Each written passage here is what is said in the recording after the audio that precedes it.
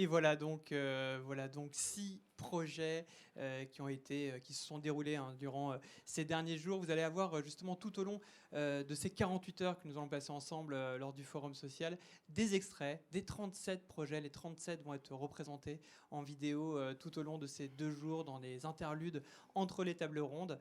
C'est un engagement qui a été pris justement pour vous montrer encore une fois sur le terrain à quoi peut ressembler de la participation et de l'engagement. J'ai maintenant le plaisir d'accueillir une ancienne ministre qui a été chargée notamment des personnes handicapées sous le gouvernement Lionel Jospin. Je crois d'ailleurs que c'était une création, c'était une première. Aujourd'hui, elle est membre du Conseil, elle est membre au Conseil économique et social et européen, et elle est surtout présidente des PEP. Et là aussi, c'est une première femme à cette fonction de présidente. Il n'y a pas à dire, Dominique Gillot est une pionnière aujourd'hui. Elle met ses 50 ans d'engagement public au service des PEP. C'est donc Madame la Présidente. Je vous souhaite la bienvenue chez vous.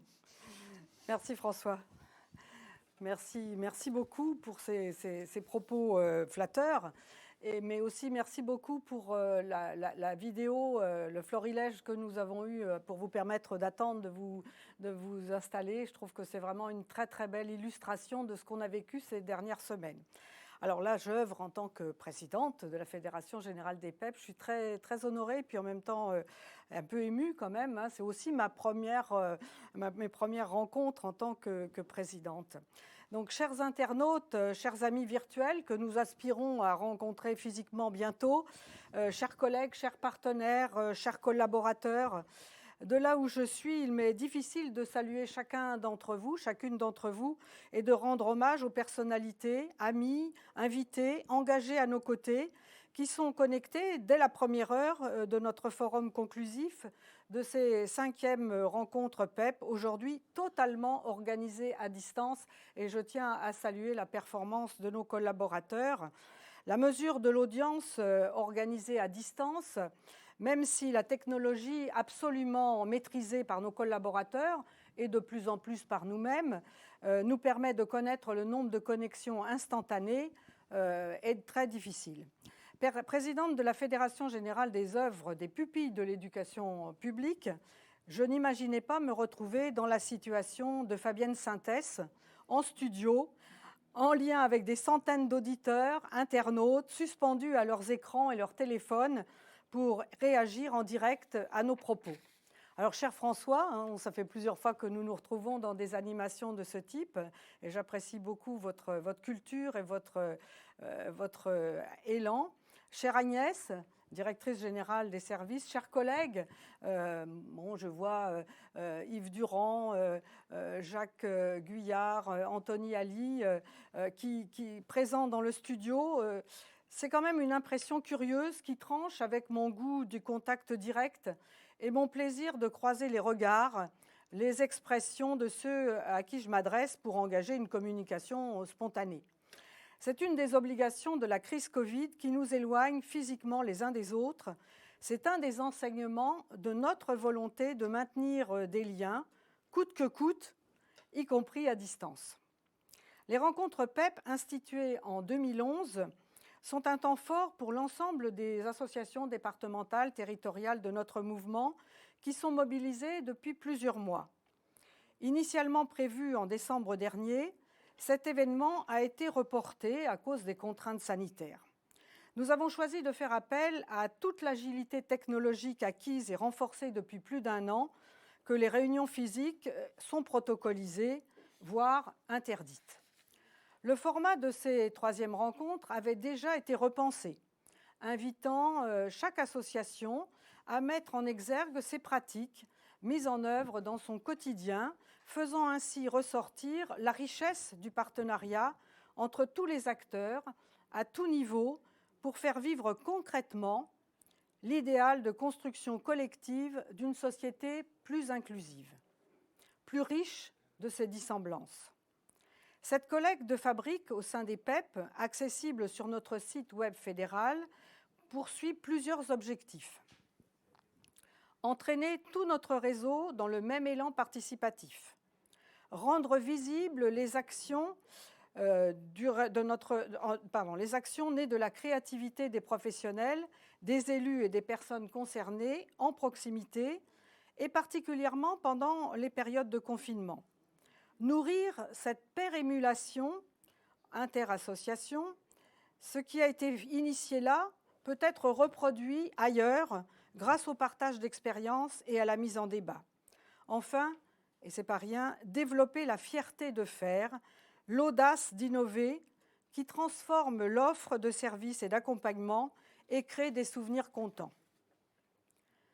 Ces séquences journalières sur 2 semaines devaient trouver leur point d'orgue lors d'un forum de 2 jours qui aurait réuni dans un joyeux brassage plusieurs centaines d'invités, de participants, d'animateurs, à travers de multiples tables rondes, espaces d'échange, de convivialité, dans un lieu emblématique de la rencontre, de la fabrique et du partage de la connaissance, la Cité des Sciences. Hélas, après le report, réflexion sur le maintien ou non du forum en présence, l'évolution des informations sur l'épidémie nous a conduits à préférer la prudence. Bien nous en a pris, puisque, après les annonces du 31 mars, même les accueils physiques que nous avions privilégiés pour les participants aux tables rondes sont devenus plus que difficiles, au-delà de 10 km. Donc notre prudence et la mobilisation technologique de nos équipes auront été utiles. Elles permettent ces rencontres atypiques, à distance, comme une multitude de courtes émissions audiovisuelles pour aborder les quelques 20 thèmes identifiés, travaillés, orchestrés, pour alimenter le grand sujet de cette année, faire ensemble société inclusive avec la pleine participation de tous. Contribuer à la construction d'une société inclusive, solidaire, attentive et bienveillante, creuset de progrès partagés, facteur d'émancipation et d'accès aux droits citoyens, est un engagement fondamental de la Fédération générale des PEP depuis sa création il y a plus de 100 ans. Lutter contre les inégalités, revenir en aide aux moins favorisés, promouvoir la solidarité face aux inéquités sociales ont d'abord été organisés pour les orphelins de l'école publique, laïque et obligatoire bien sûr, en contrepoint des œuvres caritatives confessionnelles pour inscrire ces enfants dans le récit de la République. Ces engagements formulés après la Grande Guerre ne se sont jamais démentis. Ils ont été renforcés par la volonté politique toujours réitérée de nos prédécesseurs d'organiser un grand mouvement laïque, social et économique au service d'une ambition de transformation sociale, y compris pendant les périodes difficiles pour l'éducation populaire, qui trouvent un grand écho en ce début du XXIe siècle. La modernisation et la professionnalisation de nos instances organisationnelles n'ont jamais atténué la portée symbolique et combative des valeurs qui nous rassemblent et nous identifient au cœur du pacte républicain, au service des valeurs de la République. Pacte républicain qui doit être la matrice des possibles, quelles que soient les origines, lieux ou handicaps de départ des enfants, de leurs familles, de leurs aidants professionnels ou bénévoles.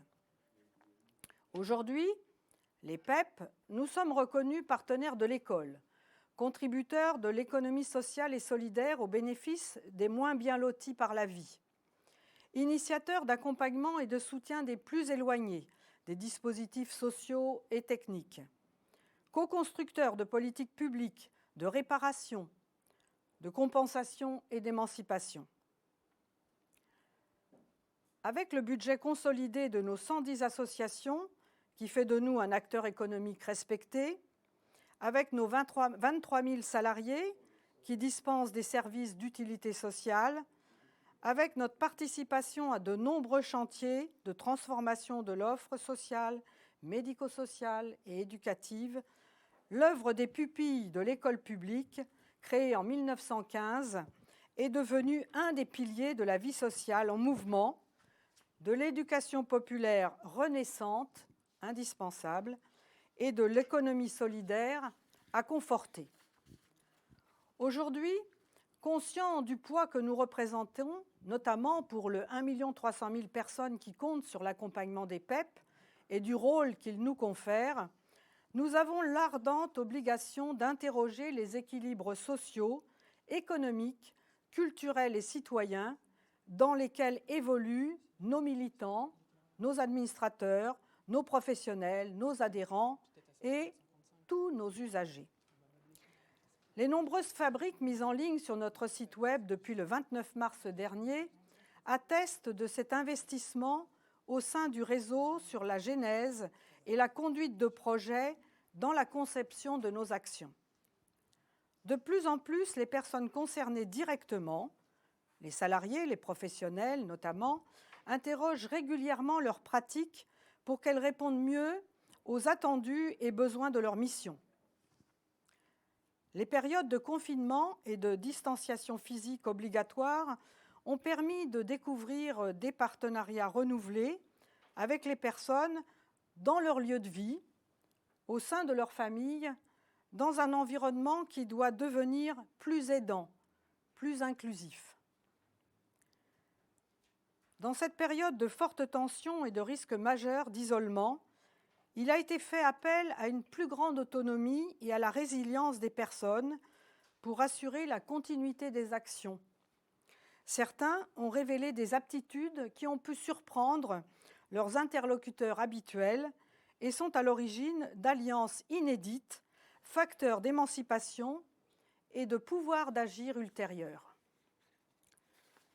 Méfions-nous de la non-appartenance tolérée qui devient vite exclusion.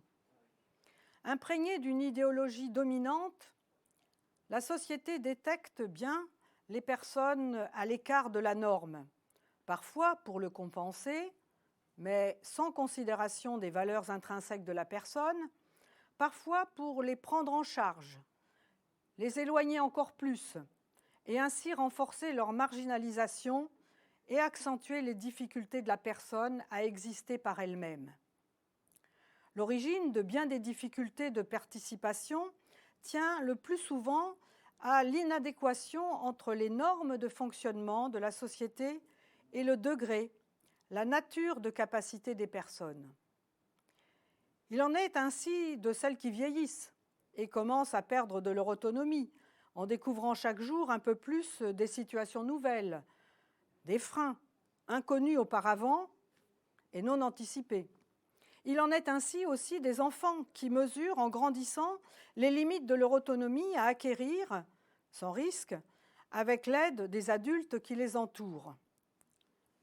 Pour les PEP, nous ne sommes pas tous égaux, au sens identique, interchangeable, mais nous sommes tous de valeur égale, comme êtres humains et surtout comme citoyens.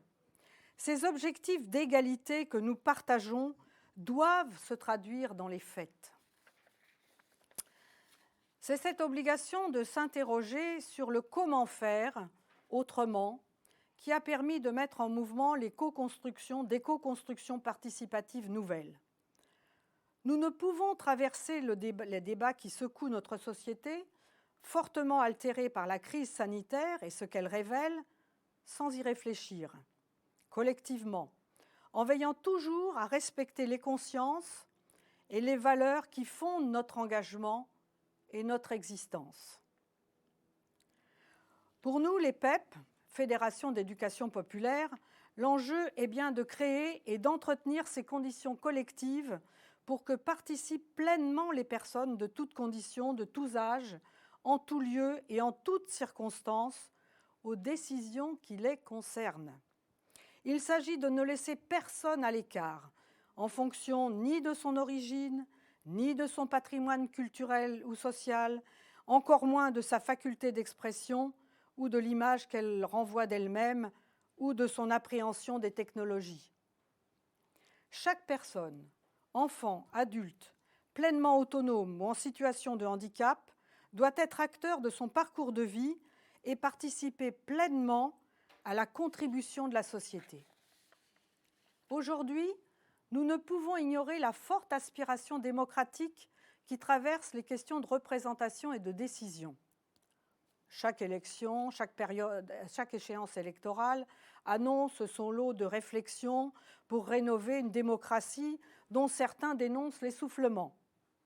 Depuis quelques décennies, des démarches pour associer les citoyens au parcours décisionnel se sont développées, organisation du recueil de l'expression des citoyens, pétitions, forums participatifs, conseils de quartier, conférences citoyennes. Plusieurs tables rondes de ce forum y sont consacrées à l'échelon territorial, national, européen. La concertation et les propositions sont riches. Elles constituent de réelles avancées, mais peuvent toujours s'avérer décevantes. Les citoyens volontaires ou tirés au sort constatant amèrement que leurs résolutions ne sont pas toutes traduites en décisions politiques. Néanmoins, l'engagement collectif des dissemblances, l'attractivité de ces élans participatifs sont des enrichissements. On est plus intelligent à plusieurs que tout seul.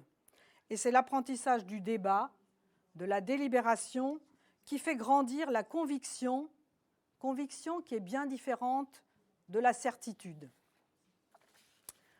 Les nouvelles générations revendiquent légitimement d'être associées à toutes les décisions sur tous les sujets qui les concernent et concernent l'avenir de la planète.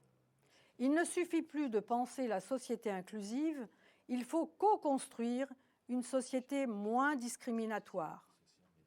Pour créer solidement les conditions de la pleine participation des personnes, il faut repenser les gouvernances, l'organisation et les pratiques de la société civile organisée. Le rôle des associations ne se réduit pas à accompagner leurs membres dans leur intégration au monde qui les entoure ou à les promouvoir vers le pouvoir. Il est de les aider à prendre leur place, la parole, le pouvoir de décider, pour co-construire une parole politique, publique, délibérée, partagée et solidaire. Il implique une confiance en soi et dans le collectif de valeurs rassembleuses, une mobilisation sur des manières d'apprendre ensemble les uns des autres. C'est bien la mission du mouvement d'éducation populaire, cette dynamique collective généreuse et ouverte pour comprendre le monde, ses mutations, ses conséquences, pour participer et conduire la transformation sociale qui s'impose. Au cœur du projet fédéral, appuyé sur l'analyse annuelle de l'évolution de l'opinion grâce au partenariat avec Kantar Public Europe, que son directeur général présentera dans la matinée, c'est la démarche des PEP qui nous conduit chaque jour à faire ensemble société inclusive avec la pleine participation des personnes, de tous. Alors, vous l'avez cité tout à l'heure, François, les personnes qui vivent avec un handicap, dont la fréquentation depuis des décennies a fortement imprimé ma pensée, revendiquent d'ailleurs, 15 ans après l'adoption de la loi de 2005, une participation pleine et entière à la vie sociale, économique et politique. Elles ne veulent plus seulement recevoir, être objet ou sujet de soins, d'attention. Elles veulent aussi donner d'elles-mêmes, contribuer, participer. Elles veulent être considérées, décidées par elles-mêmes et pour elles-mêmes. Cette volonté affirmée pour lever les obstacles environnementaux, sociaux, culturels, conceptuels qui sont liés à la suffisance des autorités, des sachants, à l'inaccessibilité toujours tolérée, aux discriminations habituelles, durables et automatiques, aux mises à l'écart irréfléchies, automatiques, spontanées, nous oblige à traquer les considérations biaisées qui conduisent à l'invalidation des personnes. En toutes circonstances, et nous inspirant de cette évolution sociétale forte, nous devons nous défaire de ces réflexes archaïques, de ces regards minorants, pour respecter et développer le pouvoir d'agir des personnes, leur autodétermination, leur capacité à participer aux décisions qui les concernent, quelle que soit leur position sur l'échiquier social, intellectuel ou sur l'échelle de l'autonomie. Tous les secteurs d'activité sociale et politique sont confrontés à cette revendication de meilleure association des ayants droit, de réappropriation des codes démocratiques. Alors, les événements, les intervenants dans les 20 tables rondes auxquelles vous êtes invités aideront à clarifier ces enjeux qui gagnent toutes les sphères de réflexion et d'action d'utilité sociale. Apprendre ensemble, apprendre les uns des autres, soutenir l'ambition collective, la curiosité, partager, développer le goût de faire, sont les maîtres mots des thèmes qui seront abordés sans complaisance par nos invités, dont vous avez découvert les qualités et les travaux de nature à nous faire tous progresser vers cet idéal de participation démocratique. Véritable colonne vertébrale de leur reconnaissance citoyenne, de la liberté de penser et de l'adhésion au pacte républicain, véritable étayage du pacte du pouvoir d'agir par les valeurs qui nous unissent dans les principes de fraternité et de laïcité, puissent ces 5e rencontres PEP contribuer à opérer ce changement de mentalité au service institutionnel et sociétal, exigeant la pleine participation de tous pour mettre fin à de nombreuses discriminations essentielles. Voilà mon propos introductif.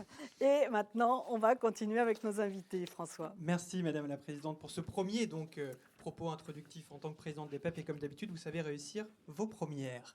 On a la chance de recevoir justement quelqu'un de très important pour démarrer cette journée. Vous avez tout à l'heure évoqué Fabienne Sintès, qui travaille sur France Inter, sur le téléphone sonne. Eh bien, nous aussi, on vous encourage à faire sonner non pas votre téléphone, mais votre ordinateur pour poser toutes vos questions.